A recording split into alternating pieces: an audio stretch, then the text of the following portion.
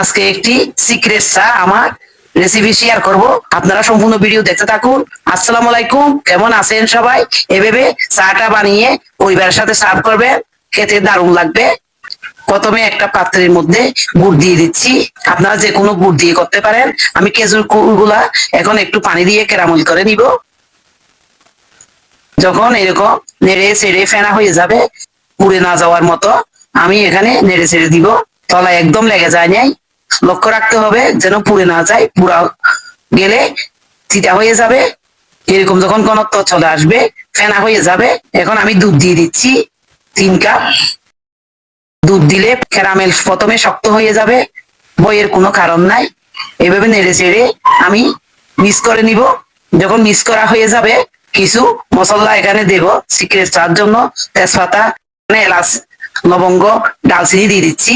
আমি 10 মিনিট সিদ্ধ করে দুধটা একেবারে ঘন করে নিব, সুন্দর একটা ফ্লেভার আসবে। এবার দিয়ে দিচ্ছি চা পাতা, 4 টেবিল চামচ চা পাতা দিব। আরো 5 মিনিট আমি ভালো করে রান্না করে নিব।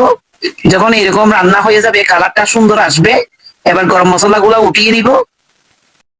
দেখতে যেমন সুন্দর হয়েছে, খেতেও দারুণ হয়। আমি ডেকোরেশন করে নিয়েছি। আমার বাসায় সবাই এই চাটি খুব পছন্দ করে। আমার ছেলেটি বলেছে খুব অসাধারণ হয়েছে। সবাই ভালো থাকবেন, আল্লাহ হাফেজ।